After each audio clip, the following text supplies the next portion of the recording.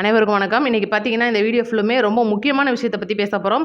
கண்டிப்பா இந்த வீடியோ எடப்பாடி மக்களுக்காக அப்படின்னே சொல்லணும். எடப்பாடி சட்டமன்ற தொகுதியில தமிழக வெற்றி கழக மக்களுக்காக இந்த ஒரு வீடியோ. அது போக நெறைய டீட்டெயில் இருக்கும். தயவுசெய்து எல்லாரும் பார்த்துட்டு ஷேர் பண்ணி விட்டுருங்க. மறக்காம வீடியோ ஸ்கிப் பண்ணாம முழுசா பார்த்துட்டு உங்களோட கமெண்ட்டையும் சொல்லிட்டு போயிருங்க.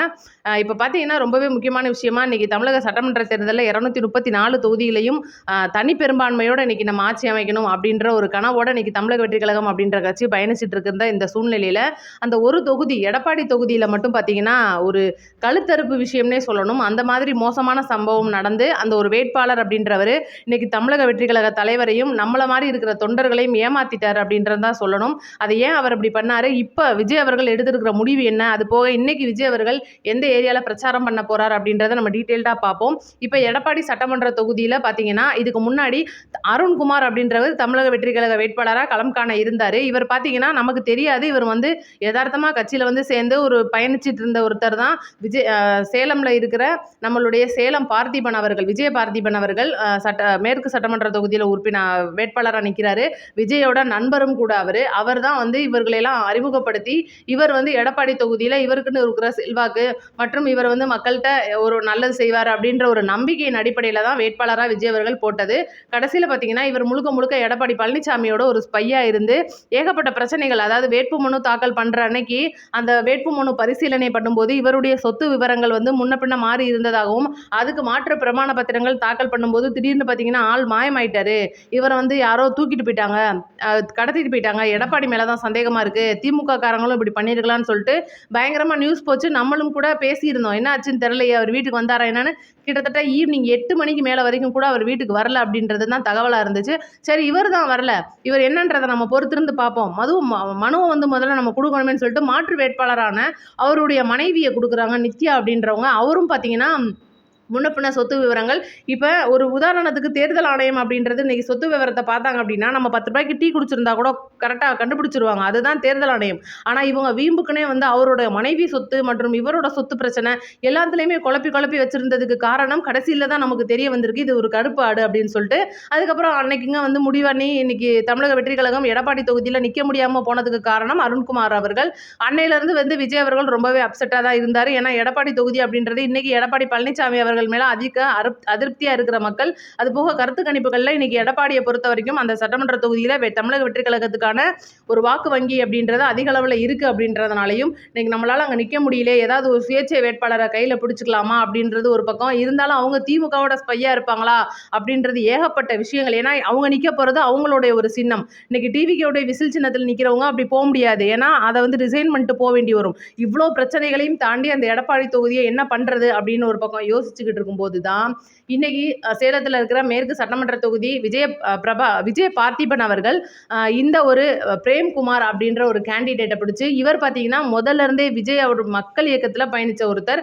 விஜய் அவர்களே அதை சொல்லியிருக்காரு, நம்மளுடைய விஜய் மக்கள் இயக்கத்தில் பயணித்த இந்த பிரேம்குமார் அவர்களுக்கு எடப்பாடி மக்கள் அதிக பெரும்பான்மையான வாக்கு வித்தியாசத்தில் இவரை பார்த்தீங்கன்னா தொலைக்காட்சி அப்படின்ற சின்னத்தில் ஜெயிக்க வைக்கணும் அப்படின்னு இன்னைக்கு காலையில் எல்லாரையும் எடப்பாடி மக்களையும் கேட்டுக்கொண்டிருக்கிறார். அது பார்த்தீங்கன்னா வரிசை எண் 12ல் இருக்குமா இந்த டிவி சின்னம். இதை நான் உங்களுக்கு நான் டீட்டெயில்டாக சைடில் படம் போட்டு காட்டுறேன். எடப்பாடி மக்களே, இந்த மனுஷனை கை விட்டுறாதீங்க. இவர் தான் வந்து அடுத்த தமிழக வெற்றி கழகத்தில் இணைய போகிற ஒரு நபர். அந்த எடப்பாடி தொகுதியும் தமிழக வெற்றி கழகத்துக்கு தான் வரப்போகுது. அண்ணனுடைய அனைத்து அந்த தேர்தல் அறிக்கையில் கொடுத்த எல்லா நல்லதும் அந்த எடப்பாடி மக்களுக்கும் போய் சேரணும் அப்படின்றது நம்மளுடைய ஒரு கருத்து. இது பார்த்தீங்கன்னா முழுக்க வந்து இந்த ஒரு சூழ்ச்சி வலை, பின்னப்பட்ட வலையில, எடப்பாடியில் பின்னப்பட்ட வலையில இன்னைக்கு முழுசா விஜய் அவர்கள் எல்லாத்தையும் உணர்ந்து இந்த வேட்பாளரை முன்னிறுத்தியிருக்காரு. இவரும் முன்ன பின்ன வந்து விஜய் அவர்களுடைய மக்களுக்கு வந்து பயணிச்சு வந்து இன்னைக்கு அவருமே வந்து அந்த பிரேம்குமார் அவர்களும் தன்னுடைய ஒரு சொந்த வேட்பாளராக சுயேட்சை வேட்பாளராக நின்று அந்த மக்களுக்கு நல்லது செய்யணும்னு தான் நின்றுருக்காப்புல. அதனால தான் அவர் எடுத்து மறுபடியும் தமிழக வெற்றி கழகத்துக்காக இன்னைக்கு சேர்றதுக்கு முன்னாடி இந்த ஒரு தொலைக்காட்சி சின்னத்தில் நின்று அவர் ஜெயிச்சதுக்கு அப்புறமா இணைச்சிக்க போகிறாங்க. இதுதான் வந்து ஒரு உண்மை. இதுக்கு மூல காரணமாக இருக்கிறது பார்த்தீங்கன்னா நம்மளுடைய விஜய பார்த்திபன் அவர்கள், மேற்கு சட்டமன்ற தொகுதி உறுப்பினர், சேலம்.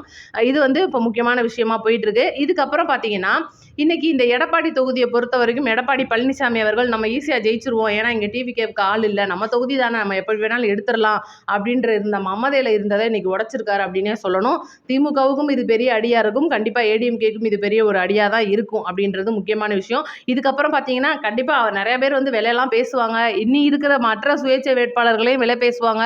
ஏகப்பட்ட பணப்பட்டுவாடாக்கள் அந்த எடப்பாடியில் நடக்கிறதுக்கு வாய்ப்பு இருக்குது. அதனால் மக்களே அதை பார்த்தீங்கன்னா தயவுசெய்து தேர்தல் ஆணையத்துக்கு கம்ப்ளைண்ட் பண்ணுங்கள். இது நம்மளுடைய ஒரு கருத்து. உங்கள் கருத்தையும் கமெண்ட்டில் சொல்லிடுங்க. இப்போ பார்த்தீங்கன்னா விஜய் அவர்கள் இன்னைக்கு எங்கெல்லாம் பிரச்சாரம் போகிறார் அப்படின்றது, ஏன்னா கடலூருக்கு இன்னைக்கு ஆல்ரெடி புக் பண்ணியிருந்தாங்க. ஹெலிகாப்டர்லாம் அன்னைக்கு பயணிக்க போகிறாரு. தரைவழி பயணம் முடியாமல் இருந்ததுன்னு சொல்லி ஏற்கனவே நிறைய இடத்துல சொல்லியிருப்போம். ஆனால் 3வது முறையாக அது ரத்தானது உண்மையிலே கடலூர் மக்களுக்கு ஒரு ஏமாற்றத்தை தான் கொடுத்துருக்கு. ஏன் அப்படின்னா கண்டிப்பாக அங்கே வந்து ஒரு ரோடு, அதாவது ரோடு ஷோவுக்கான சாலை வளம் அதுக்கு வந்து பார்த்திங்கன்னா அனுமதி கிடைக்கல.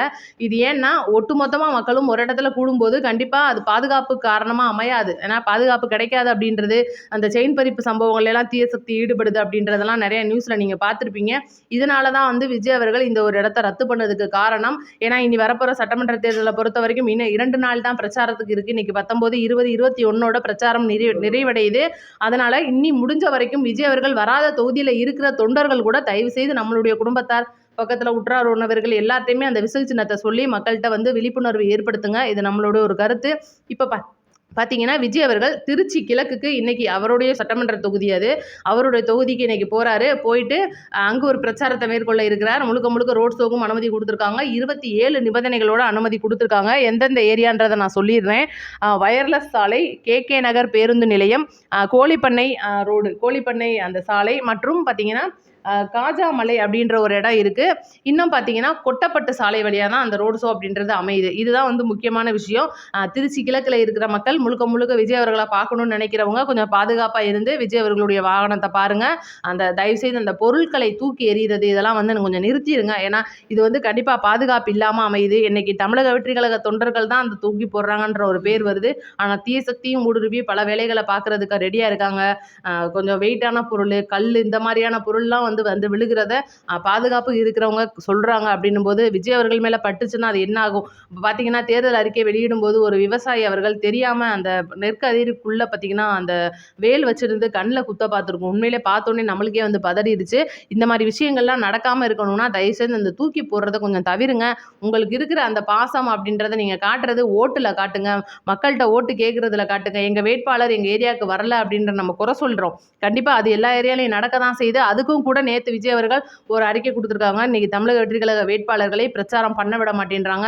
அப்படி அந்த 6 மணிக்கு மேலே அவங்க பிரச்சாரத்துக்கு போகும்போது கரண்டெல்லாம் கட் பண்ணுறாங்க. இவ்வளோ விஷயங்கள் இன்னைக்கு தமிழகத்தில் நடந்துட்டு இருக்கு. அதனால தயவுசெய்து இந்த மாதிரி வழிகாட்டு நெறிமுறைகளை பயன்படுத்துங்க. குட்டி குழந்தைங்களை கூட்டிகிட்டு போகாதீங்க, மாசமாக இருக்கிறவங்க போகாதீங்க, அந்த வயசானவங்கள கூட்டிகிட்டு போகாதீங்க. சாலை ஓரமாக ரோடு சொல்ல தான் வர்றாரு. அதனால அங்கன பாதுகாப்பாக நின்று காவல்துறையினர் சொல்கிற மாதிரி கேட்டு நீங்கள் நின்று விஜய் அவர்களை பாருங்க. இதுதான் நம்மளுடைய ஒரு கருத்து. அதை விட ரொம்ப முக்கியமாக இன்னைக்கு இந்திய தேர்தல் ஆணையம் அப்படின்ற இடத்துல அந்த பூத் கமிட்டியில் இருக்க போகிற நிறைய தமிழக வெற்றி கழக உறவுகளுக்கு நம்ம ஏற்கனவே 2-3 வீடியோ போட்டிருக்கோம். அடுத்தடுத்து நான் அப்டேட்டில் கொடுத்துட்டே இருப்பேன். பூத் கமிட்டிக்குள்ளே இருக்கிறவங்க என்னெல்லாம் பண்ணணும், எதிர்கட்சியிலையும் ஆளும் கட்சியிலையும் இருக்கிறவங்க என்னெல்லாம் பண்ணுவாங்க அப்படின்றத நான் எல்லாமே டீட்டெயிலாக சொல்லியிருக்கேன். தயவுசெய்து அந்த வீடியோலாம் போய் பார்த்துட்டு 4 பேருக்கு ஷேர் பண்ணி விடுங்க. கீழே ஹைப்புன்னு ஒரு பட்டன் இருக்கும், அது கொடுத்தீங்கன்னா நிறைய பேருக்கு நம்ம வீடியோ வந்து ஷேர் ஆகும். அடுத்து பார்த்தீங்கன்னா இந்த 234 சட்டமன்ற தொகுதிகளுக்குமான அந்த வரிசை எண், இப்போ இவிஎம் மிஷினை பொறுத்த வரைக்கும் ஒரு மிஷினில் 16 பேர் தான் வைக்க முடியும். அது 16 தாண்டி வேட்பாளர்கள் இருந்தாங்கன்னா 2வது மிஷின் 3வது மிஷின் வரைக்கும் போகும். இதில் டிவிகேவுக்கான சின்னம் விசில் வந்து எங்கே இருக்குது, எத்தனாவது நம்பராக இருக்குது அப்படின்ற விவரங்கள் நான் அடுத்தடுத்து அப்லோட் பண்ணிகிட்டே இருக்கேன். ஏன்னா நம்ம ஒரு வீடியோ போடுறோம்னா அது ஒரு 10 மாவட்டத்தை அடக்குனதாக இருக்கணும். ஏன் அப்படின்னா நிறைய வீடியோ போட வேண்டி வரும், அப்லோடிங் அதிகமாகும். ஏன்னா தேர்தல் வேற நெருங்கிடுச்சு. ஒரு மாவட்டத்துக்காரங்க யாராவது பார்த்தீங்கன்னா அதை 4 பேருக்கு ஷேர் பண்ணி விடுங்க. அப்போ தான் மக்கள்கிட்ட போய் அந்த நம்பர் வந்து சேரும். இது வந்து ரொம்பவுமே முக்கியமான வீடியோ, பார்த்துட்டு ஷேர் பண்ணி விடுங்க. அதை விட ரொம்ப முக்கியமாக இந்த ஒரு தேர்தலுக்கான ஏப்ரல் 21 முடிய போகிற பிரச்சார நிறைவு நாள் அன்னைக்கு விஜய் அவர்கள் ஒரு மிகப்பெரிய ஒரு ஆலோசனை பண்ணுறாரு. நிர்வாகிகள் மற்றும் செயலாளர்கள் நிறைய பேரோட அந்த 2ஆம் கட்ட தலைவர்களெல்லாம் வச்சு அந்த பூத் கமிட்டிக்கான முக்கியமான விஷயம் 21ஆம் தேதி பேசப்பட போகுது. நான் ஆல்ரெடி வந்து எல்லாமே சொல்லியிருக்கேன். பூத் கமிட்டியில் கண்டிப்பாக ஏகப்பட்ட குளறுபடிகள் நடக்கும். தமிழக வெற்றி கழக உறவுகளான நீங்கள் தான் வந்து முதுகெலும்பு. என்னதான் நாங்கள் வெளியிருந்து ஓட்டு போட்டாலும் அதை கொண்டுட்டு போய் வெற்றி ஓட்டாக சேர்க்க வேண்டியது உங்கள் பொறுப்பில் தான் இருக்குது அப்படின்றது தயவுசெய்து விஜய் அவர்களும் சொல்லுவார். அதை சொன்னதுக்கப்புறமா நான் உங்களுக்கு இன்னும் டீட்டெயில்டாக சொல்கிறேன். சேனலை சப்ஸ்கிரைப் பண்ணிட்டு நோட்டிஃபிகேஷனை மட்டும் ஆன் பண்ணி வைங்க. அது போக நீங்கள் எதனா கருத்து சொல்லணும், விஜய் அவர்களுக்கே கருத்து சொல்லணும்னு நினச்சிங்கன்னா கூட நம்மளோட கமெண்ட் பாக்ஸில் சொல்லுங்கள். அதையும் நம்ம எடுத்து பேசுவோம். நன்றி, வணக்கம். அடுத்த வீடியோவில் பார்ப்போம்.